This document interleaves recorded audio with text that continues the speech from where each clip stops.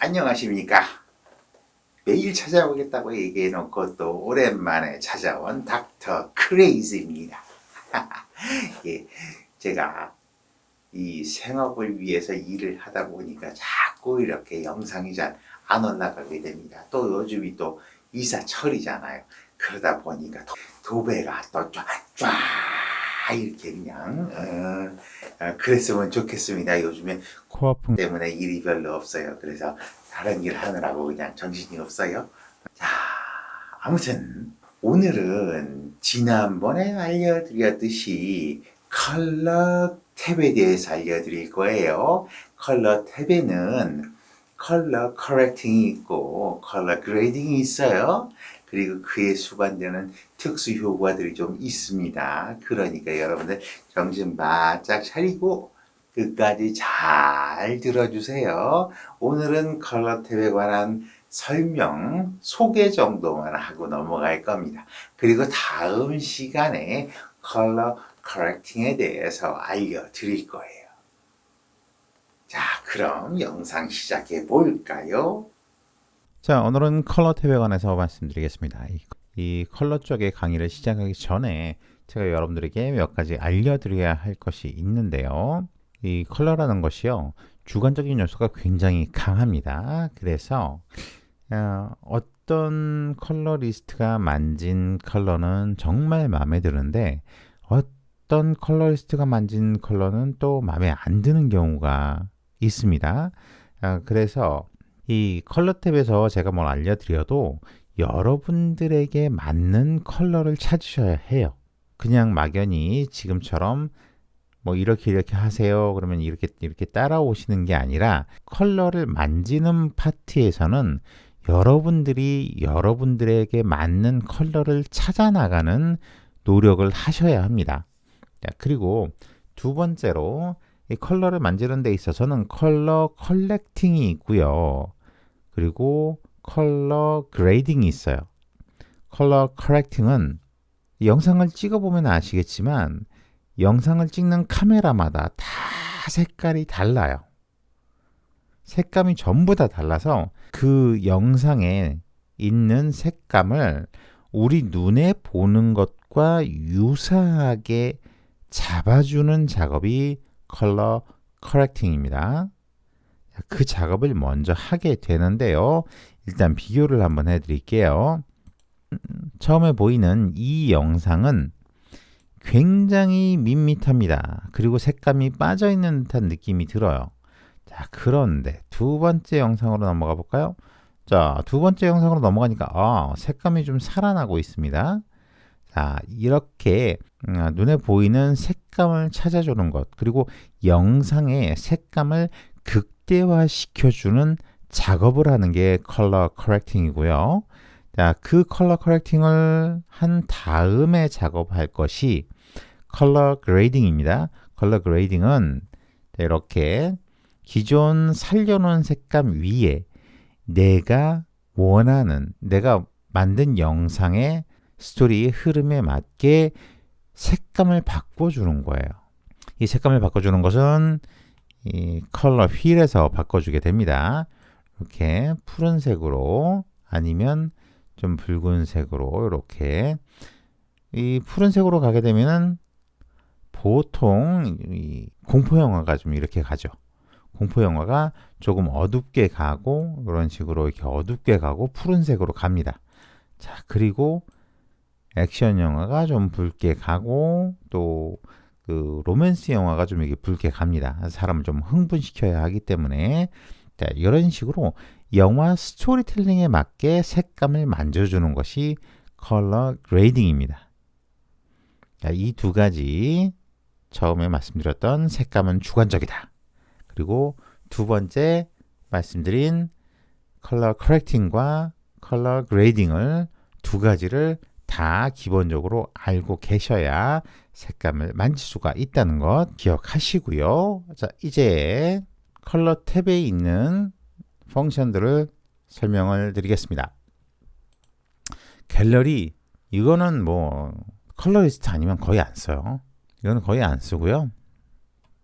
뭐 색감 비교하거나 뭐 색감에 대한 스틸이 들어있거나 그런 데는데 저는 이거 한 번도 안 써봤어요. 그리고 그 옆으로 루트. 이 루트는 각 카메라 제작사들이 만들어 놓은 루트가 이렇게 들어 있습니다. 뭐 ASS가 있고 아리가 있고 블랙매직 디자인이 있고 DCI가 있고 이렇게 쭉 있는데 소니도 있고요. 그런데 여기는 니콘은 없고 캐논도 없어요. 왜 그러냐? 여기에 있는 루트들은요. 영상용 카메라에 있는 색감을 들여놓은 거예요. 아시겠지만 잠깐. 구독, 좋아요, 알림 버튼 누르고 가셔야죠. 그냥 가시면 안 돼요. 니콘이나 캐논은 영상용 카메라가 아니에요. 최근에 이제 영상용 카메라가 되기는 했지만 이 절대적으로 영상용 카메라가 아닙니다. 그래서 그쪽에 맞는 루트는 여기 지금 없습니다. 하지만 여러분들이 원하신다면 인터넷에서 그런 영상에 맞는 루트로 바꿔줄 수 있는 것들을 찾을 수가 있어요. 그걸로 바꿔줄 수 있고 여기다 더 추가를 해서 넣으실 수도 있습니다. 그리고 그 옆에 미디어 풀. 이 미디어 풀은 에디트 창에 있는 미디어 풀과 동일한 것들이 보여집니다. 그리고 그 옆에 타임라인. 이 타임라인은 뭡니까? 이 중앙에 타임라인이 있죠. 이 타임라인을 보여주느냐 마느냐. 내 작업 공간이 이만큼이 필요한데 이것 때문에 작업 공간이 잘 안 나와. 그러면 그냥 꺼버리시면 되고요. 나는 타임라인 정말 잘 봐야 돼. 여기 뭐 여러 개 영상이 있어서 이것도 보고 저것도 보고 다 봐야 돼. 그럼 타임라인 켜두시면 됩니다. 중앙에는 메인 모니터가 있고요. 그 옆으로는 이제 노드판이 있습니다. 이 노드는 오른쪽 위에 중앙에 보면 노드라고 있죠. 이걸로 껐다 켰다 하실 수 있고요. 이 옆에 클립은 뭔가요? 이 클립은 여기 보시면 비디오 클립이 있죠. 이 비디오 클립을 껐다 켰다 하실 수도 있고 오른쪽에 화살표를 누르셔가지고 선택된 것만 보여줄 수도 있고 뭐 여러 가지 선택 사항이 있습니다. 이것도 나중에 설명드릴 거고요. 그 옆으로 이제 FX, 오픈 FX라는 것이 보이는데 이거는 요 밑에 기능들, 특수 기능들, 특수 효과들 요것이 보여지고 안 보여지고 하고 있습니다. 그리고 그 옆으로 이제 라이트 박스라고 있는데 라이트 박스는 이렇게 클립들만 보여줄 거냐 아니면 전체를 다 보여줄 거냐 이렇게 선택하는 것이고요. 타임라인 아래쪽으로 내려와서 이 카메라 로우는 이거는 이 영상을 찍을 때 로우 파일로 찍으면 이것이 보여집니다. 그리고 옆으로 컬러 매치로 들어가면요. 이 화이트 밸런스를 한 번에 맞춰주는 그런 기능을 가지고 있는 건데 얘는 컬러 체크보드가 있어야 돼요. 컬러 체크보드를 가지고 계셔야 이 한 방에 화이트 밸런스를 맞춰주실 수가 있고요. 그 옆으로 이제 우리가 가장 많이 쓰게 되는 컬러 휠이 있습니다. 컬러 휠이 있고 뭐 프리미어 바가 있고 로그가 있고 그래요. 요것도 나중에 자세히 설명드릴게요. 그리고 그 옆으로 RGB 믹서가 있고요. 그 옆으로 모션 에펙트가 있는데 여기도 조금 복잡합니다. 그래서 여기도 나중에 자세히 설명드릴 거고요. 중앙으로 넘어와서 여기 커브스에 보면 여러분들 이거 너무나도 잘 알고 계실 거예요. 밝기 조절, 이렇게 밝기 조절, 어두운 데는 더 어둡게, 밝은 데는 더 밝게 이렇게 조절해 주는 거고요. 옆에 스포이드는 색감을 찍어주는 겁니다. 자, 색감을 찍어줘서 이렇게 만져줄 수 있고 색감 살려주고 죽여주고 이렇게 만져줄 수 있고요.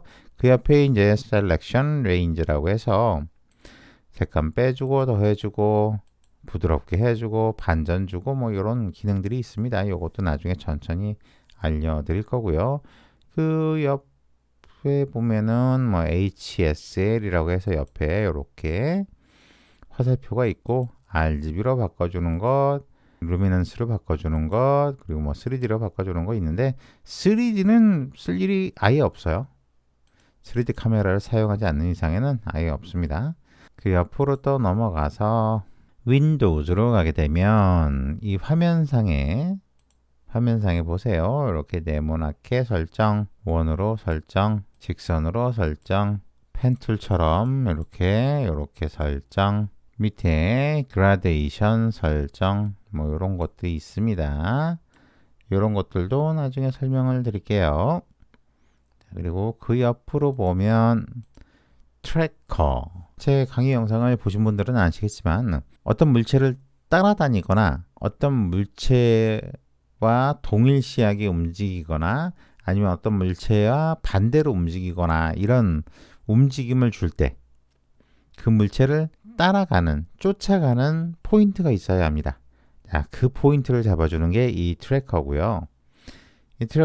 솔직히 이 트래킹은 그렇게 정밀하진 않아요. 그래서 여러분들이 이 트래킹 작업을 하실 때는 항상 수작업을 동반하셔야 합니다. 자, 여기서 또 아쉬운 점은 스튜디오 버전에서만 사용이 가능한 기능들이 상당히 많다는 거예요. 그래서 이 컬러 탭 쪽에 사용하시다 보면 조금 답답함을 느끼실 수도 있습니다.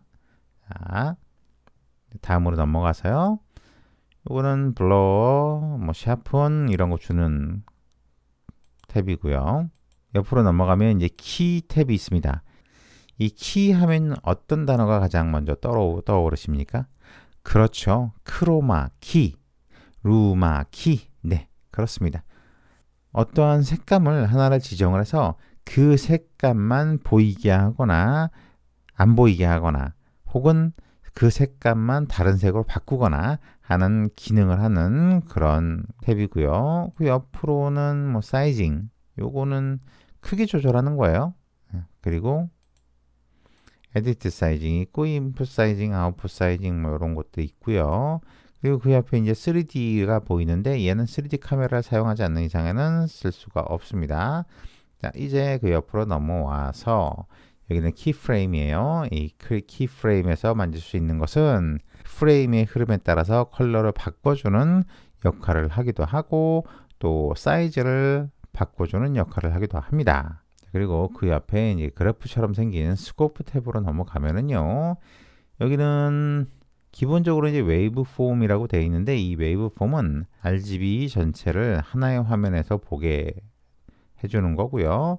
그 위에 파라이드는 RGB를 따로따로, 벡터 스코프는 RGB 이외에도 옐로우, 마젠타 이런 것들 쪽으로 얼마나 많이 기울었느냐 그것을 보여주는 차트고요.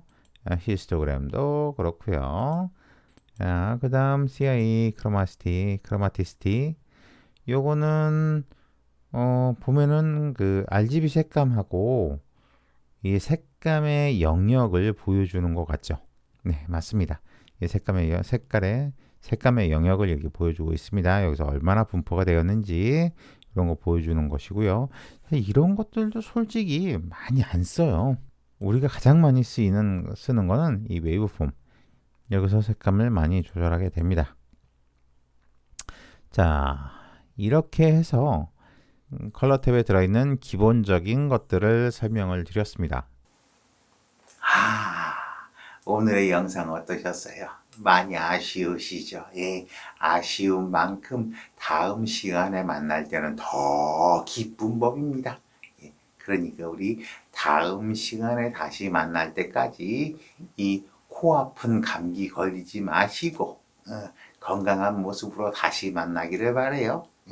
그래요. 그럼 다음 시간까지 안녕. 끝난 줄 알았죠? 가기 전에 좋아요, 구독, 알림 버튼 눌러주셔야 제가 영상에만 집중을 할 수가 있어요. 영상 제작에만 집중을 할 수가 있어요. 그러니까 꼭 좋아요, 구독, 알림 버튼 눌러주시고 댓글까지 달아주시면 따따봉입니다.